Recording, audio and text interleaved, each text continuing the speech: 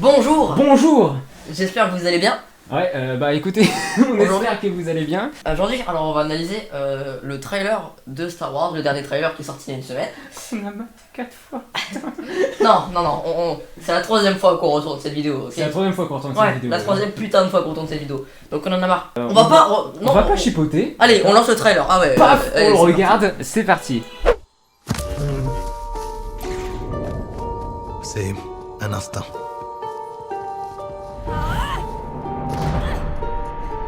Une sensation. La force nous a réunis. Bon, après avoir regardé ce trailer, ma foi, très somptueux, hein, qui donne déjà beaucoup plus envie. Ça donne déjà beaucoup plus envie que ceux d'avant qui donnaient pas du tout envie. Là, déjà, on a une première image assez intéressante qui est donc un premier plan qui est plutôt stylé, on va pas se. Qui est plutôt stylé, donc un plan où donc on voit le combat entre Kylo Ren et Rey sur une plateforme, donc sur la mer. Donc avec les vagues et tout, avec, je trouve l'endroit est stylé. Ouais. Même si c'est vrai que selon moi le combat est pas si. C'est pas très. Comment dirais-je, il n'y a pas assez de dynamisme, c'est un petit peu trop. Il n'y a pas de gros moves en fait. C'est un petit peu trop chorégraphié, j'ai envie de dire. Après, ça fait un petit peu penser à Camino de l'épisode 2, donc avec voilà, toute l'usine des clones et tout ce que tu veux. Voilà, c'est plutôt intéressant. On passe au plan suivant, on perd pas de temps. Alors ouais, c'est vrai que pour moi, la Daisy Ridley, elle surjoue un petit peu. Elle est toujours en colère, toujours froncer les sourcils, mordiller ses dents. Je trouve qu'elle surjoue un peu. Même si selon moi, je pense, ça fait un peu partie de son caractère en fait, un peu particulier. Ouais, mais bon, tout le temps, c'est un peu chiant quoi. Un acteur qui fait toujours le même truc, bon après j'aime bien Daisy Ridley, mais bon là, elle joue un peu trop, je trouve, la furieuse. Cette tête. Que dire de cette gueule Que dire de cette tête de Playmobil.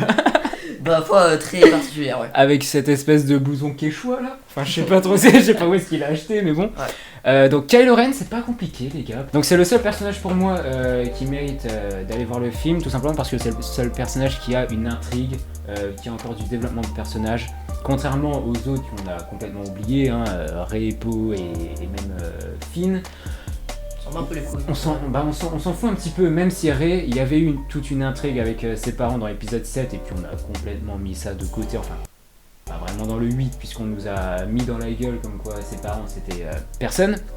Je trouve que Kylo Ren c'est le personnage qui est toujours un petit peu traumatisé, qui se cherche et qui avance finalement, c'est ça le truc. C'est un personnage qui avance et qui sert pas là juste pour être un personnage quoi, donc c'est le seul personnage qui mérite d'aller voir le film d'après moi. J'ai rien à dire sur ce plan. Alors, putain c'est badass ce plan, je suis désolé mais incroyablement stylé, j'adore beaucoup ce style d'iceberg flottant un peu. Ouais alors ouais c'est vrai qu'on a un petit débat, d'après Mathieu ça c'est un bloc de glaçon qui est dans l'espace quoi. Non, je dis pas ça, je dis pas forcément ça. J'ai juste remarqué que si on regarde bien les courbes, sur les vannes c'est juste le reflet. Pour la partie du bas c'est juste le reflet de la partie du haut. Ouais. Sauf que c'est pas symétrique. Pour moi genre c'est pas un reflet en fait, genre c'est vraiment. Ouais d'accord, c'est vrai que ça fait pas vraiment voilà le reflet exact, mais pour moi c'est un espèce d'iceberg entouré par l'océan avec cette belle eau bleuâtre. Toi tu penses que c'est un truc qui vole quoi, on verra, les paris sont lancés. Mais pour moi, déjà ce plan il est stylé parce que c'est un lieu qu'on n'a jamais vu déjà. On n'a jamais vu ça. On a déjà vu de la neige mais pas sous cette forme là. C'est pas de la neige, juste de la glace. C'est un gros bloc de glace brute quoi. Il est vraiment stylé je trouve. Ouais. Donc c'est vrai qu'on n'avait pas trop eu ça dans Star Wars 7, on avait eu les planètes de la trilogie originale. Contrairement au 8 où là on avait quand même eu des belles planètes quoi, avec Crate, le sel et tout. Donc c'est stylé en termes de lieu. Le trône de Game of Thrones. Le trône de Game of Thrones, ouais. C'est tout ce que j'ai à dire.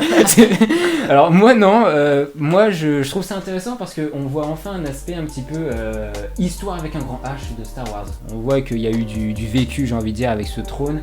Et ça montre un côté vestige, ancien. Donc moi je trouve ça intéressant parce qu'on voit Star Wars bien avant ce qu'on a vécu, je trouve. Donc moi j'aime bien, je trouve que ça...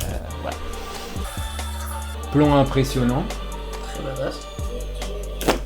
Encore un plan. Encore un plan, là c'est pas compliqué, ça déborde du cadre.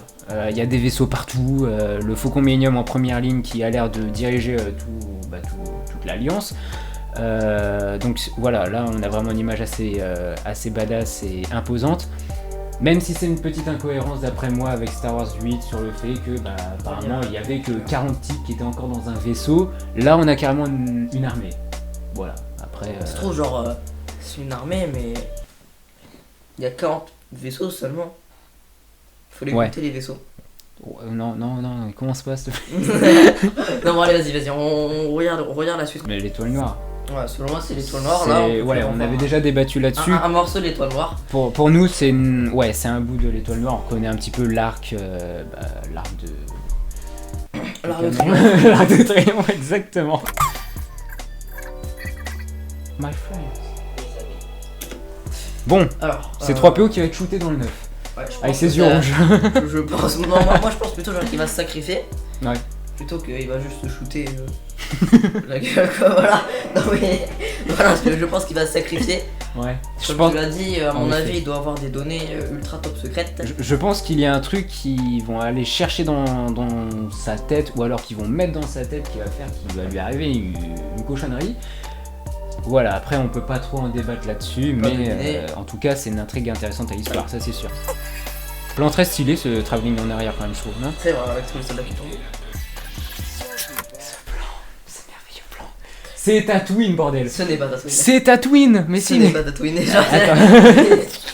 Vraiment, là je prends plein de paris pour Star Wars 9, tu vas voir. Et je vais tous les perdre, on va être à Tatooine. Alors, on va être à Tatooine et... pour moi, c'est pas compliqué, c'est la scène du 6 où t'as En Luke. fait, non, je pense qu'ils sont à Tatooine quand même, tu vois. Mais selon Evan, en fait, c'est juste un copier-coller de Star Wars 6. Ouais, avec la scène avec Jabba et les vaisseaux où t'as Luke qui va mourir dans le sable. Je suis désolé, c'est le même vaisseau, ouais, c'est la même planète. Ils peuvent être sur la même planète, mais genre, ça ne signifie pas forcément que c'est du copier-coller. Genre, ça peut. On n'a pas le contexte en fait.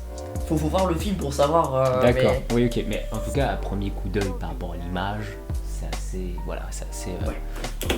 Ça va. Les chevaux. Oui. Ah, pas les chevals, Mathieu, comme tout à l'heure.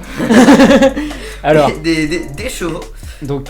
Comme dans Red Dead, et selon moi, ça n'a strictement rien à foutre dans Star Wars. Voilà, donc d'après Mathieu, les chevaux donc n'ont rien à foutre parce que voilà, comme tu dis, ça fait Red Dead ou même Seigneur des Anneaux. C'est vrai que ça ne fait pas trop Star Wars, mais justement c'est le fait que c'est pas trop Star Wars qui donne un petit peu d'originalité, j'ai envie de te dire. C'est vrai, c'est pas que ça donne un côté un peu original. Ça évite le côté, voilà, le mec qui va dans son X-Wing pour déglinguer un vaisseau, quoi. C'est assez original, j'ai envie de dire, le fait de prendre des chevaux et... Ça va, parce que vu la gueule des chevaux, d'ailleurs si on peut appeler ça des chevaux, parce que... c'est plutôt un mélange des sangliers et des chevaux chelous, enfin on sait pas trop ce que c'est, mais... Star Wars 6, bon. Alors. Rey et Kylo Ren qui détruisent, selon nous, l'armure de Dark Vador. Ouais. C'est vrai qu'on a mis tout à l'heure la vidéo en 0.25 et c'est vrai qu'on a bien vu l'image. Même là, j'ai envie de te dire, on voit encore les espèces de bouts là. Il y a un masque de Dark Vador. Ouais. Donc. Et toi, comme tu l'as dit, parce que t'es un gros fan. Moi, je suis un énorme fan. J'ai remarqué que ça, pour moi, c'est Bespin. Ouais, non, ça aussi, on l'a remarqué. Surtout, si vous regardez bien, les pointes là qu'il y a là, c'est la boule où s'enfermait Dark Vador dans Bespin. Ouais. Donc là où il faisait caca, je sais pas. Là où il chie, bref. Donc, voilà. Bon. En tout cas, c'est un plan assez stylé, je trouve. J'aime bien. Je trouve ça stylé, mais ça veut dire qu'il y aura plusieurs combats entre Kylo Ren et Rey ici. Il y en a pas qu'un. Ce qui fait que voilà, ça évite le gros combat à la fin entre le bien et le mal. Voilà. Encore une bataille, une grosse bataille là avec plein de vaisseaux au fond là. Vraiment badass aussi. Ouais. Le retour de Palpatine, peut-être. On a encore un petit peu des doutes sur le fait que ce soit Palpatine, mais bon, mec. T'es quasiment sûr. L'acteur, il était là pour le trailer du premier trailer de Star Wars 9. Il y a sa voix, enfin, même la capuche, mec, c'est grillé à des kilomètres, c'est lui, c'est pas possible. Avec une machine où il a l'air de respirer ou je sais pas quoi, peut-être que c'est sa chicha en fond, je sais pas. Palpatine, en tout cas, d'après nous, c'est Palpatine, mais comme je l'avais dit auparavant, je trouve qu'on oublie un peu trop Snoke. Snoke, étrangement, il est un peu trop écarté et je pense qu'ils le font exprès pour qu'on l'oublie et qu'il revienne d'un coup dans le 9 comme ça. Je sais pas, je trouve qu'on met un peu trop Palpatine devant. Genre, j'en sais rien. Et étrangement, Snoke, on le met de côté, ce chewing-gum mâché par Yoda. Non mais quand on a vu sa gueule, t'as pas envie qu'il dégage plutôt du... y a rien à faire dans la saga ce mec, enfin... J'avoue, bon déjà il ressemble à Yoda, mais ouais. La suite. La suite. Y a pas de suite, voilà. Y a pas de plan, voilà, y a pas de plan. Donc, voilà. Donc Star Wars The Rise of Skywalker en VO. Alors Skywalker en VF. Hein. Ouais, c'est moins bien d'ailleurs, au passage. Regardez les films en VO, d'accord. Et ouais, c'est vrai. Ouais, yes. Donc écoutez, notre conclusion. Bon, déjà, comme on l'a dit, ce trailer est beaucoup plus intéressant que ceux d'avant. Ouais.